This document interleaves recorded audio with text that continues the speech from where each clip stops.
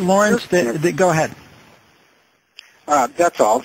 Just kind of, to me, that idea of the essence of humanity, not just on Earth, but the essence of the nature of universes and the factors that cause the physical universe and spiritual universes to exist or be perceived at all emanate from the creative energy and ability to perceive that creation on the part of each of us individually and collectively as spiritual beings. And to me, that's a fairly revolutionary idea, for me anyway, at least in terms of Western culture, where it's popular to conceive that there really isn't an individual spiritual identity. There are gods, and then there's us, the lesser beings, who are very mortal, and we live painful lives, and we die, and when we're dead, that's it, So that the point of view is quite different, and it's more like it's probably more common in Eastern philosophy than it is in Western philosophy. But having studied some of Eastern philosophy, I do have some notion that that's kind of the essence of Hinduism, Buddhism, and various other things, which are also mentioned sort of in passing in the transcripts. But that's a whole ball of wax it is covered very in some detail in the transcripts, and I found that, for me personally, very compelling. Together with the idea that Earth is a prison planet, to me it explains lots of things that I've sort of always wondered about and never could quite resolve in my own mind. Well, why this and why that? And things just don't add up. Historically, I've done a lot of reading about ancient archaeology and so forth, and how come we have a situation where a civilization like Egypt or the Maya or someone like that just seem to sort of appear in whole cloth out of nowhere, relatively speaking, and all of a sudden, within a very short span of time, there's these highly developed technical civilizations that sort of spring up out of the desert in Mesopotamia or Egypt or wherever, and there doesn't seem to be any real traceable evolutionary progression. They just seem to, relative to the time track of the planet, they just seem to kind of appear overnight, relatively speaking. So that was one of the things that I thought was very interesting about it. That combined with the whole concept of the spiritual essence of people and Earth being used as a prison planet for right up to this minute and for a very, very long time in the past, relative to written history on this planet. Well, I think that this is all fascinating material, and I think if the transcript is authentic, it has tremendous implication for all of us. If it isn't authentic, it's still an interesting artifact. Either way, it's an interesting story.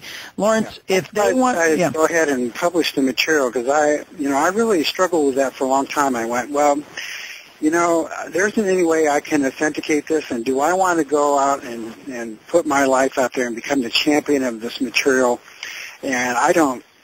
If somebody showed up on my doorstep today from the government and said, we understand you have copies of top secret transcripts, and I would say, absolutely, I do not.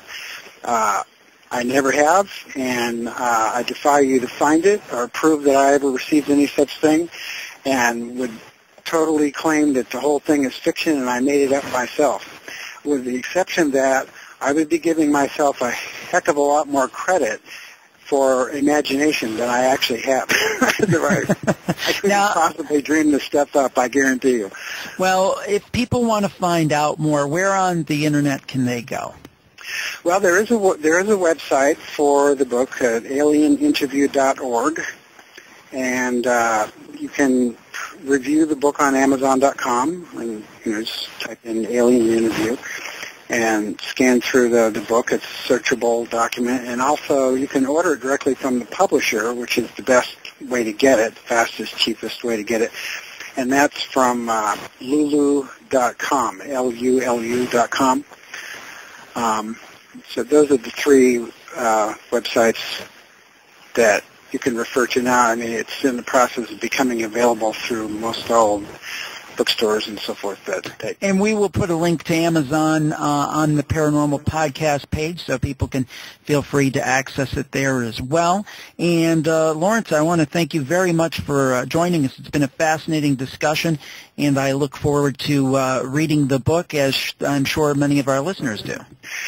Well, good. I just would like to conclude by saying one thing, is that our discussion of the book is just, the very tip of the iceberg and barely scratched the surface. And again, I want to reemphasize that anything that I've said about it is really based on my personal opinion, which is irrelevant in the context of the material itself. And then a way to really, really experience the book, obviously, is to read the book. So, and draw your own conclusions and inferences and so forth. And again, I reiterate my whole position on publishing this material is that if it's true for you, it's true, and if it's not true for you, that's totally fine. It doesn't matter to me personally one way or the other. But I think the material has potential benefit to anybody who reads it, for what it's worth to them. So I encourage people to read it. I think you'll find it as interesting as I did.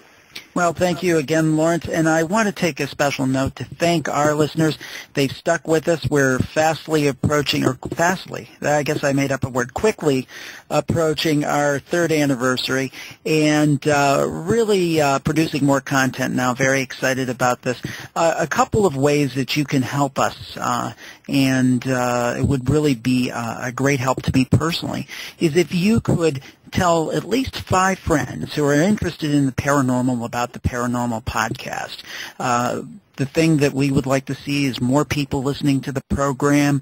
We're getting great comments, and now that we're producing more regularly, please do tell 5 friends, and you don't have to tie them down. Just say, hey, give this show a listen if you're into the paranormal. One other big favor I have from our listeners is that on our page now, paranormalpodcast.com, at the top of the page, there's a banner for a survey.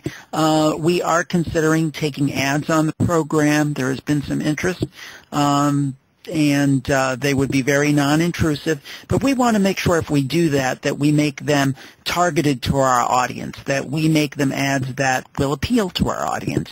And by way of doing that, we're asking people to fill out a survey. All you have to do is click on that banner. It'll take you probably about 5 minutes, if that, to fill it out.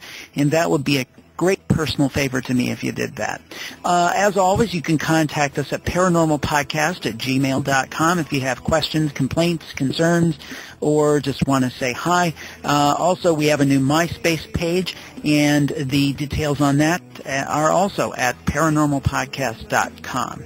Thanks so much to Lawrence. Thanks so much to you for listening to another edition of the Paranormal Podcast, and we'll be back real soon with another show.